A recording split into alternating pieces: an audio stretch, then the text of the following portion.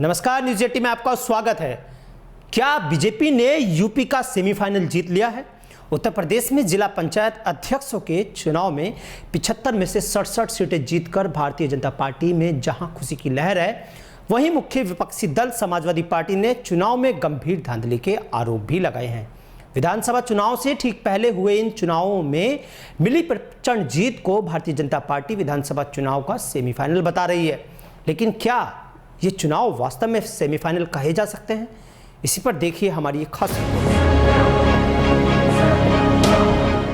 उत्तर प्रदेश के 75 जिलों में से 22 में पहले ही निर्विरोध जिला पंचायत अध्यक्ष चुनाव हो गए थे, जिनमें से 21 सीटें भारतीय जनता पार्टी ने जीती थी, तो वहीं इटावा की एक सीट समाजवादी पार्टी ने जीती थी। बाकी 53 सीटों में 46 सीटों पर भारतीय जनता पार्टी और समाजवादी पार्टी ने 5 सीटों पर जीत दर्ज की, जबकि रालोद और राजा भैया की पार्टी ने एक सीट पर जीत दर्ज की। करीब 2 महीने पहले संपन्न हुए जिला पंचायत सदस्यों के चुनाव 3052 सदस्यों में महज बीजेपी को 603 सदस्य बने थे, तो वहीं समाजवादी पार्टी के सदस्यों की कुल संख्या 842 थी। सबसे ज़्यादा सीटें निर्दलीय ने जीती थी और यही निर्दलीय सदस्य जिला पंचायत अध्यक्ष पद के चुनाव में बीजेपी के खेमे बन गए। जिला पंचायत सदस्य के चुनाव में बीएसपी और कांग्रेस ने भी अपने सदस्य खड़े किए थे, लेकिन पंचायत अध्यक्ष पद के चुनाव में बसपा ने किनारा कर लिया और कांग्रेस ने जालौन और रायबरेली में अपने उम्मीदवार खड़े किए, लेकिन दोनों ही उम्मीदवारों को हार का सामना करना पड़ा। यहाँ ध्यान देने वाली बात यह है कि जिला पंचायत के सदस्यों का चुनाव सीधे जनता करती है, जबकि अध्यक्ष पद के सदस्यों का चुनाव जनता के मतों से निर्वाचित यही जिला पंचायत सदस्य करते हैं।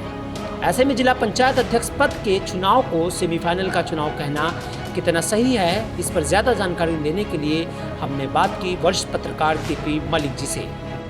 केपी मलिक जी, क्या भारतीय जनता पार्टी का जिला पंचायत अध्यक्ष पद के चुनाव को सेमीफाइनल कहना सही है? उत्तर प्रदेश में भारतीय जनता पार्टी की सरकार जिस प्रकार से इन जिला पंचायत चुनावों को सेमीफाइनल मान रही है, मैं उससे सहमत नहीं हूं। क्योंकि अगर हम थोड़ा पीछे जाएं तो इसी प्रकार 2016 में तत्कालीन सत्ताधारी दल समाजवादी पार्टी की भी अच्छी सीटें आई थी, लेकिन उसको विधानसभा चुनाव में हार का मुंह देखना पड़ा था। इसके अलावा अगर 2011 की बसपा की मायावती सरकार की बात करें तो उनके भी उस समय बहुत अच्छे नतीजे आए थे और उनको भी हार का मुंह देखना पड़ा था।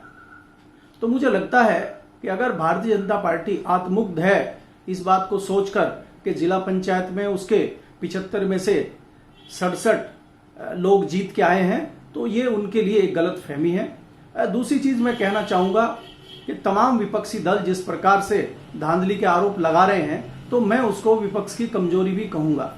इसमें राष्ट्रीय लोकदल के लोगों ने बागपत में इस धांधली का मुंहतोड़ जवाब दिया है और जीत हासिल की है। पूरे उत्तर प्रदेश में अगर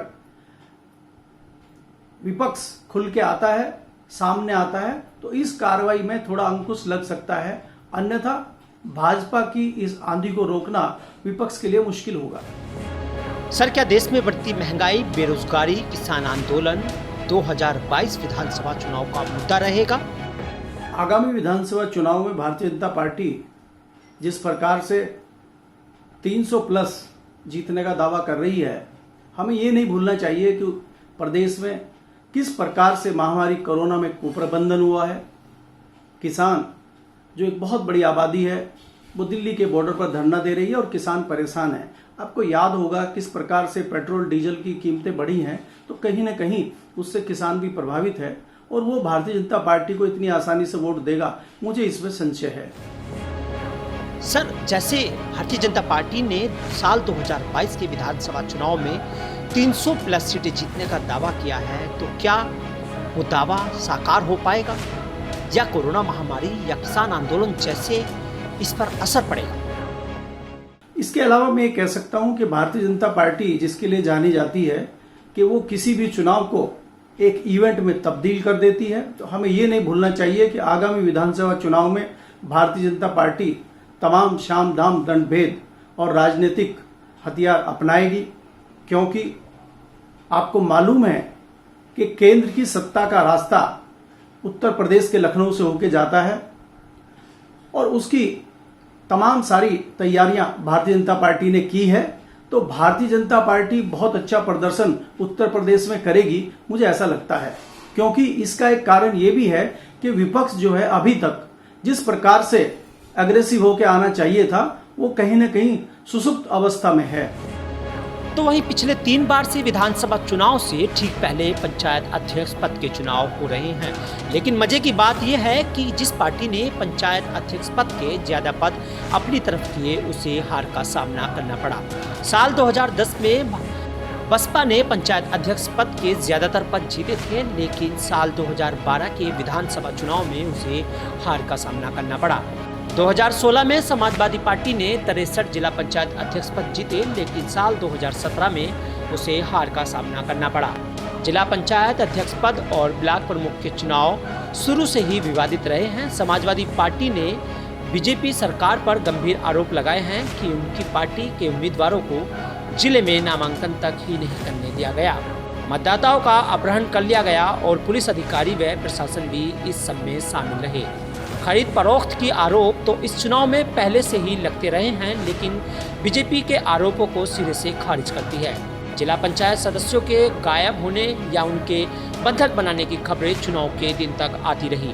परोक्ष निर्वाचन के जरिए चुने जाने वाले जिला पंचायत अध्यक्षों का निर्वाचन पहले भी विवादित रहा है और आमतौर पर कहा जा गया है कि सत्ता में जिसकी सरकार होती है उसके ही अध्यक्ष बनते हैं।